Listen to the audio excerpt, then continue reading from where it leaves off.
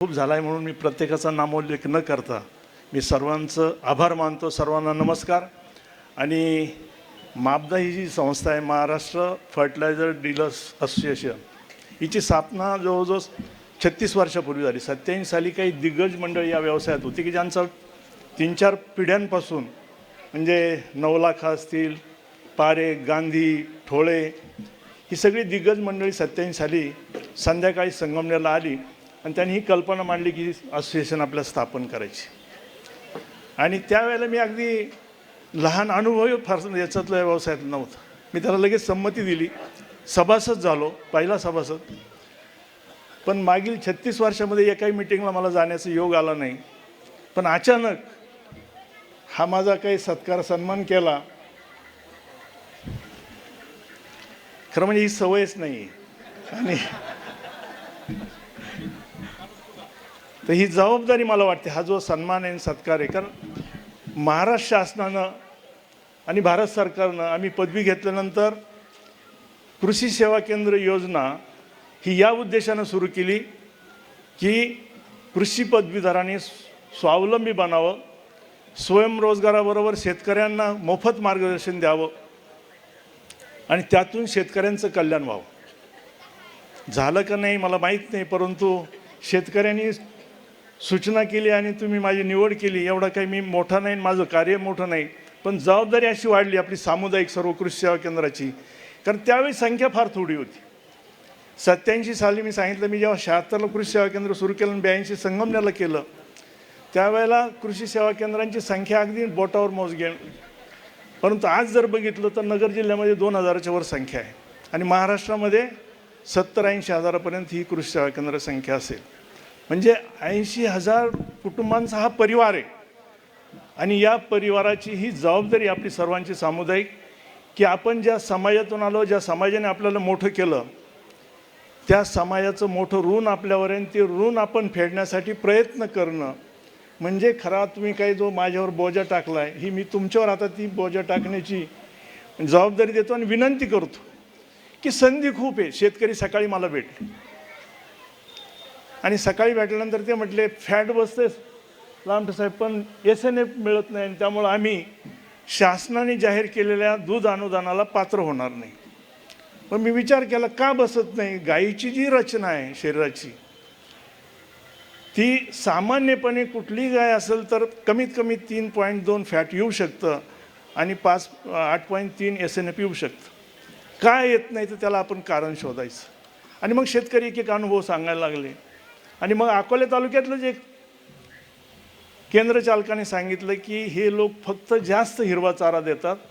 म्हणजे नुसतं आपण जर एखादी बासुंदी किंवा बर्फी खाली तर चालेल का? कालवण खाल्लं चालेल का? बॅलन्स फूड पाहिजे, समतोल आहार पाहिजे. तसं गाईला 60% वाळलेला चारा आणि 40% हिरवा चारा पाहिजे. पण आपण काय करतोय? अन्याय करतोय. आपल्याला जास्त दूध मिळावं म्हणून त्या गाईच्या आरोग्याकडे न बघता आपल्या सोयीनुसार आपण त्याचं संगोपन करतो. आणि म्हणून मला सकाळी एक व्यवसाय सुचला. अकोले तालुक्यातले जेवढे केंद्र चालक आहे त्यांना म्हटलं, दररोज पेंढा जमा करा. कारण 5 रुपये अनुदान मिळणार आहे, थोडी रक्कम नाही.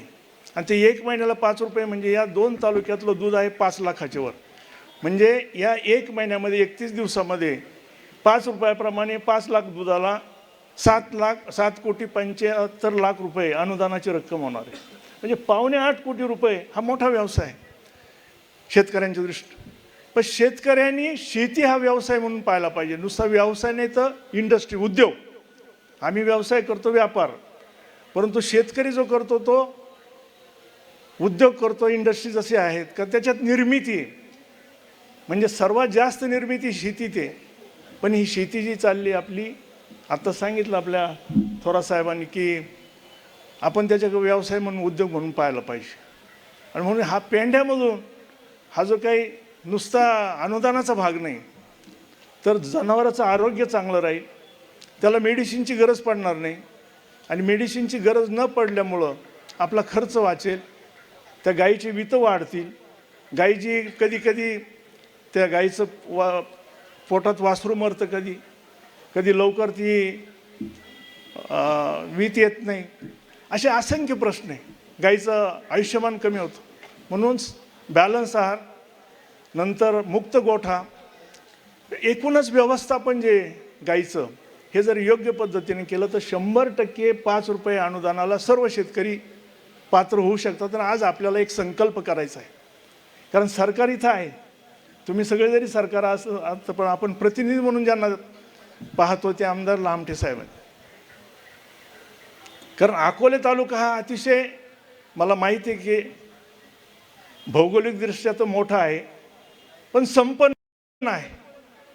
म्हणजे सगळ्यात जास्त किंमत पाण्याला आहे आणि सगळ्या नद्यांचा उगम आपल्या अकोले तालुक्यात. आणि अकोले तालुक्यातलं पाणी आपल्या जिल्ह्याला नाही, जिल्ह्याबाहेर पण सर्व शेतकऱ्यांना पाण्याचा पुरवठा होतो. म्हणजे आज मी इथं जे उभं आहे ते पण अकोले तालुक्यामुळं आहे.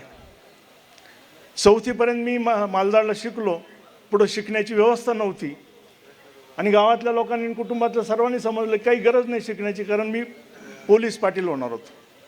माझे वडील पोलीस पाटील, आजोबा पोलीस पाटील, मी वडिलांचा थोरला मुलगा म्हणून मी पोलीस पाटील होणार. आणि म्हणून त्यांनी मला 4थीनंतर शाळेतून काढून घेतलं.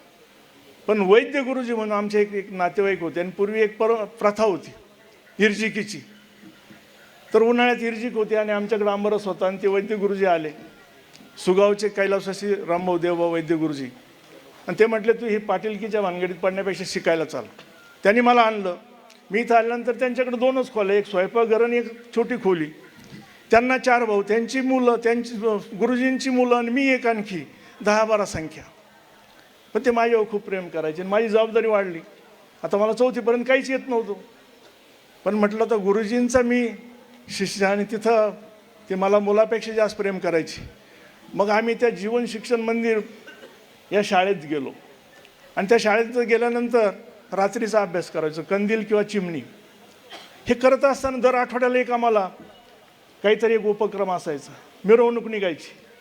म्हणजे 62 साली जेव्हा इथं आलो मी 5वीला, चीनचं आक्रमण सुरू झालं, युद्ध सुरू झालं आणि त्यावेळेला आव्हान केलं गेलं की बस सैन्यात भरती व्हा, कारण आपल्याकडं देशामध्ये सैनिकांची कमी होती आणि एकूणच चिंतेची बाब होती.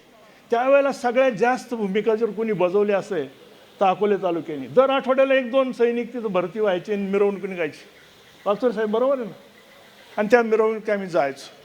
असे एक असंख्य अनुभव आहे अकोले तालुक्यामुळं मी आज इथं उभा आहे. तेव्हा अकोले तालुक्यामध्ये 100% लामटे साहेब हा जर निर्णय झाला की इथून दूध उत्पादित करणारा जो दूध उत्पादक शेतकरी आहे, जो शेतकरी इथं दुधाचा व्यवसाय करतो, हा शेतकरी सर्वात चांगल्या प्रकारचं दुधाची निर्मिती करेल अशा प्रकारचं व्यवस्थापन करतो आणि ते आहे आज वस्तुस्थिती. आज अकोला तालुक्यामध्ये सर्वात जास्त फॅट आहे दुधाला, सर्वात जास्त SNF आहे. आपल्या इथल्या संघाचं दूध, संघाचं अमृतसागरचं काम चांगलं आहे, सर्वच खाजगी लोक चांगलं काम करतात, परंतु ब्रँडशिवाय त्याला किंमत मिळत नाही. आणि म्हणून आज आपण मागे दिसतो ज्यांच्याकडे काहीच नाही पण ते ब्रँड आहेत आणि हेच दूध नेऊन ते पैसा कमवत आहेत. म्हणून आज आपण एक अशा प्रकारचा सर्व शेतकरी मिळून संकल्प करू की या भारत देशामध्ये सर्वात चांगलं दूध कुठलं असेल तर ते अकोले तालुक्यातले असेल आणि त्याच्याबरोबर त्यानंतर संगमनेर त्याच्याबरोबर असेल. काही करायचं नाही, फक्त एवढंच करायचं, आहार समतोल द्यायचं जनावरांना. अनुदानाला पात्र होण्यासाठी सर्वांनी आपली जनावरं जी आहे भारत पशुधन ॲपवरती टॅग लावून त्याचं ते रजिस्ट्रेशन करायचं. त्यांचं रजिस्ट्रेशन करताना आपलं आधार कार्ड, आपला मोबाईल नंबर आणि त्या गाईचं टॅग याची ॲपवर नोंदणी करून त्या ठिकाणी नोंदणी झाल्यानंतर आपल्याला OTP येईल. म्हणजे तो मोबाईल OTP राहील असा कायम चालू पाहिजे. ह्या गोष्टी केल्या, ह्या 3 दिवसात आपल्याला सर्वांना करायचे. ज्यांना कोणाला हा जो वाळलेला चारा विकायचा असेल त्याला गिऱ्हाईक आम्ही आहोत सगळे. तुम्ही फक्त फोन करायचा आहे श्रमिकमध्ये कोणाला आपल्या कुठे सेंटरवर, तिथून आपला सर्व चारा आपण जनावरांना वितरित करण्याचं काम करू. आणि यामुळे होईल काय, आपला ब्रँड तयार होईल. कारण हे अनुदान वगैरे याच्यावर माझा विश्वास नाही, या कुबड्या आहेत आणि याच्यातून आपण कधीच उद्योगपती होणार नाही आणि समृद्ध होणार नाही. हे फक्त आपल्याला लामटे साहेबांनी दिलेला आधार आहे. किंवा तुम्ही जास्त बडबड करू नका, हे घ्या आणि थोडं शांत बसा. तेव्हा आपल्याला जर खरं ब्रँड करायचा असेल तर तो आधारच न समजता ती संधी समजावी. ती संधी यासाठी की 100% इथले शेतकरी अशा प्रकारचं दूध उत्पादन करतील की ते भारतभर नाव होईल. आणि ते आहेच मी म्हणून तुम्हाला सांगतो तळमळीनं. मी इथूनच शिकलो आहे. अकोले तालुक्याची भूमी एवढी पवित्र आणि त्याच्यामध्ये एवढी ताकद आहे की तिथं तुम्ही काही संकल्प करा ते शक्य होतं. म्हणून माझी सर्व आपल्या कृषी सेवा केंद्र चालकांना विनंती की आपण ह्या 3 दिवसामध्ये या दूध उत्पादकांचं दूध हे सगळं अनुदानाला कसं पात्र होईल असं जर काम केलं तर आपण एक प्रकल्प स्थापन करू की सर्व शेतकऱ्यांचा जो शेतीमाल उत्पादन होतो आहे या शेतीमालावर आपण प्रक्रिया करण्याकरता आपण काहीतरी एक प्रोजेक्ट तयार करू. आता जसं रोबोटचं आहे, नंतर ड्रोनचं स्प्रेइंग आहे, पण याला एकात्मिक शेती आपल्याला करावं लागेल. म्हणजे एक गावात 1 किंवा 2 पिकं घ्यावे लागतील, ते विभागवार घ्यावे लागतील, तरच हे स्प्रेइंग शक्य होईल. आणि मग हे काम करायचं आहे आपल्याला.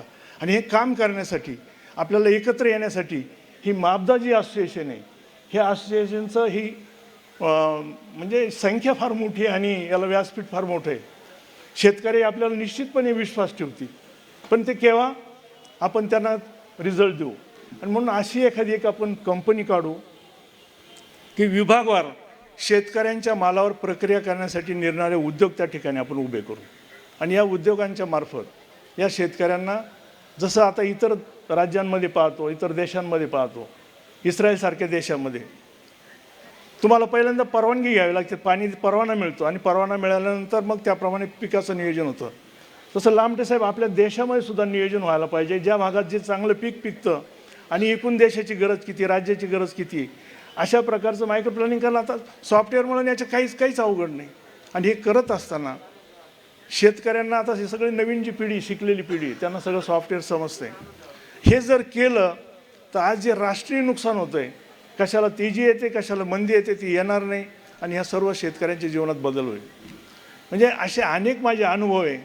हे जर सांगायला गेलं तर मला दररोज एक वेगळा अनुभव येतो. जसं मी सांगितलं की आज मला एक नवीन धंदा सुचला, तसं मला ह्या अकोल्यातून 5वीपासून शिकत असताना आजपर्यंत असंख्य अनुभव आहे, का हजारो अनुभव आहे माझ्याजवळ दररोजचे. आणि ते माझ्याजवळ अनुभव, मला तेच गुरु आहे माझे.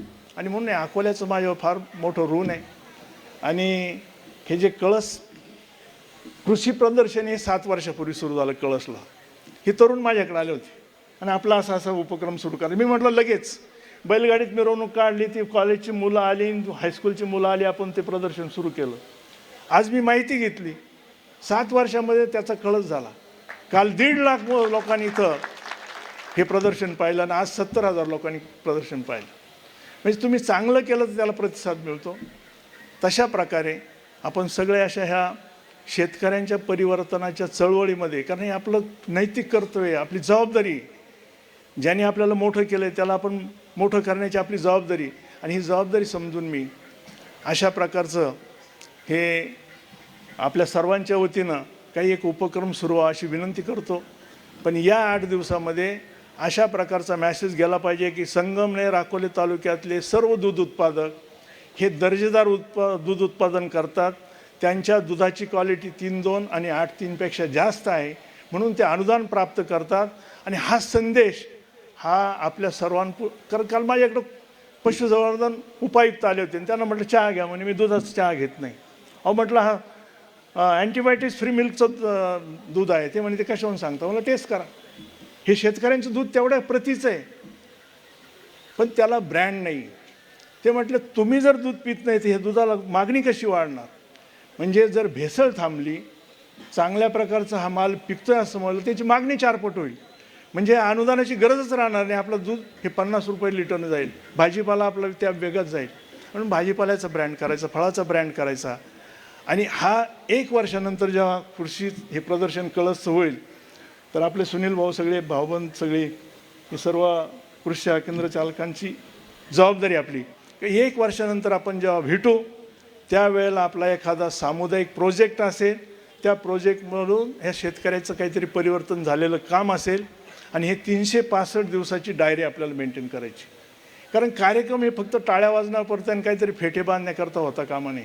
मी पोटतिडकीने यासाठी सांगतोय की आपण सगळ्यांनी कामाला लागा. जे पेरतं ते उगवत. आपण चांगलं केलं आपलं कल्याण होणार आहे. नाही ते कृषी केंद्रवाले सगळे आज तोट्याचे माझ्यासह. विवेक बरोबर आहे.